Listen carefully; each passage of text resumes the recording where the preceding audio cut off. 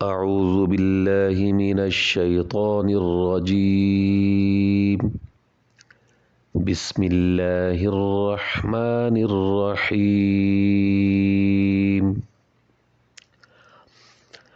وَأَقِيمُوا الصَّلَاةَ وَآتُوا الزَّكَاةَ وَمَا تُقَدِّمُوا لِأَنفُسِكُم مِّنْ خَيْرٍ تَجِدُوهُ عِندَ اللَّهِ إِنَّ اللَّهَ بِمَا تَعْمَلُونَ بَصِيرٌ صدق اللہ العظیم۔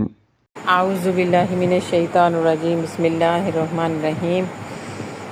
رب اشرح لی صدری ویسر لی امری واحلل عقدۃ من لسانی یفقہوا قولی۔ تمام سننے والوں کو السلام علیکم۔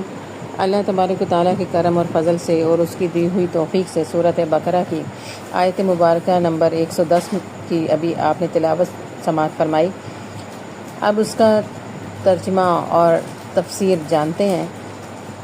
وَأَقِیمُوا، اور تم قائم کرو، الصلاۃ نماز، وَآتُوا، اور دیتے رہو، زکوٰۃ، وما، اور جو، تقدموا، آگے بھیجو گے، لی انفسکم، اپنے لیے، من، سے، خیر، بھلائی، تاجدوہ، تم اسے پالو گے، عند اللہ، اللہ کے پاس، انا، بے شک، اللہ بما، جو کچھ، تعملون، تم کرتے ہو، بصیر، دیکھنے والا ہے۔ اور نماز قائم رکھو اور زکوٰۃ دو، اور اپنی جانوں کے لیے جو بھلائی آگے بھیجو گے اسے اللہ کے یہاں پاؤ گے، بے شک اللہ تمہارے کاموں کو دیکھ رہا ہے۔ تبیان القرآن میں مفسر فرماتے ہیں کہ علامہ قرطبی لکھتے ہیں کہ حدیث مبارکہ میں ہے کہ جب انسان مر جاتا ہے تو لوگ کہتے ہیں کہ اس نے کیا چھوڑا، اور فرشتے کہتے ہیں کہ اس نے کیا بھیجا۔ امام نسائی روایت کرتے ہیں کہ حضرت عبداللہ بیان کرتے ہیں کہ رسول اللہ صلی اللہ تعالی علیہ وآلہ وسلم نے فرمایا کہ وہ کون شخص ہے جس کو اپنے وارث کا مال اپنے مال سے زیادہ محبوب ہے۔ صحابہ کرام رضوان اللہ اجمعین نے کہا، یا رسول اللہ صلی اللہ علیہ وسلم، ہم میں سے ہر شخص کو اپنا مال اپنے وارث کے مال سے زیادہ محبوب ہے۔ رسول اللہ صلی اللہ تعالیٰ علیہ وآلہ وسلم نے فرمایا، تم میں سے ہر شخص اپنے مال کی بنسبت اپنے وارث کے مال کو ہی محبوب رکھتا ہے۔ تمہارا مال وہ ہے جس کو تم نے آخرت کے لیے بھیج دیا، اور تمہارے وارث کا مال وہ ہے جس کو تم نے رکھ چھوڑا۔ اس حدیث مبارکہ کو امام بخاری نے بھی روایت کیا ہے، اور اس میں بھی ہے، انسان کا مال وہی ہے جو اس نے آخرت کے لیے بھیج دیا، اور جو اس نے رکھ چھوڑا ہے وہ اس کے وارث کا مال ہے۔ تو حضرت عمر بن خطاب رضی اللہ تعالی عنہ مدینہ کے بقیع والے قبرستان کے پاس سے گزرے تو انہوں نے کہا، السلام علیکم یا اہل القبور، ہمارے پاس یہ خبریں ہیں کہ تمہاری بیویوں نے دوسری شادیاں کر لیں، تمہارے مکانوں میں اور لوگ رہنے لگے، اور تمہارے اموال تقسیم کر دیے گئے۔ تو غیب سے ایک آواز آئی، اے ابن خطاب، ہمارے پاس یہ خبریں ہیں کہ ہم نے آخرت کے لیے جو صدقات بھیجے تھے وہ ہم نے پا لیے، اور ہم نے آخرت کے لیے جو خرچ کیا تھا ہمیں اس کا نفع مل گیا، اور ہم نے جو دنیا میں چھوڑ دیا تھا اس کا ہم نے نقصان اٹھایا۔ امام بخاری روایت کرتے ہیں کہ حضرت ابو ہریرہ رضی اللہ تعالی عنہ بیان فرماتے ہیں کہ ایک شخص نے نبی کریم صلی اللہ تعالی علیہ وآلہ وسلم سے کہا کہ کون سا صدقہ کا زیادہ اجر ہے؟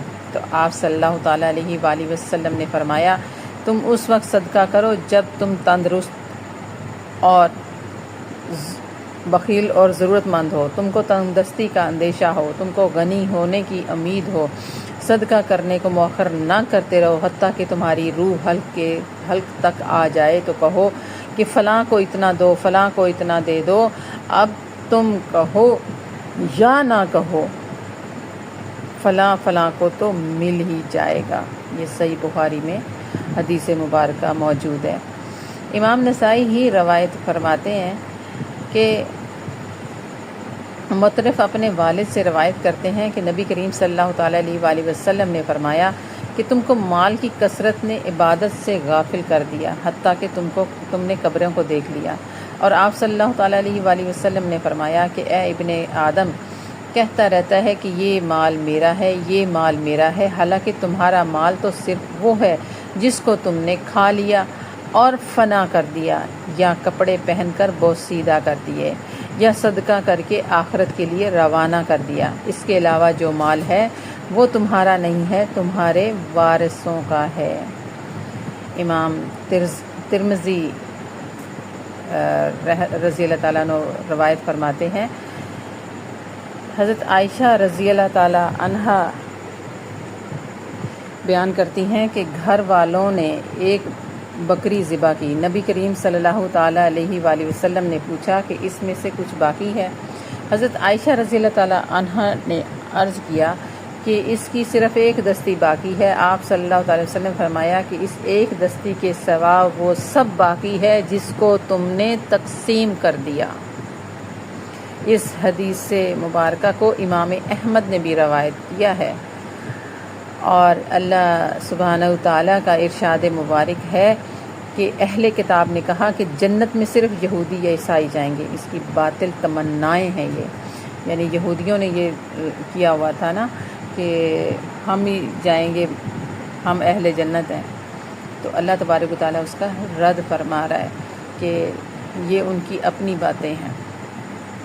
تو اللہ تبارک و تعالیٰ نے اس آیت مبارکہ میں یہ ہمیں بتا دیا، آخرت کی خبر کر دی کہ دنیا میں جو کچھ تم نے بھیجا ہے وہ میرے پاس موجود ہے۔ وہ چھوٹی سے لے کے بڑی نیکی، بڑی سے لے کے چھوٹی تک سب نیکیاں میرے پاس موجود ہیں۔ جو صدقہ کیا، خیرات کی، نیکیاں کی، وہ سب آپ کو آگے چل کر مل جائے گا۔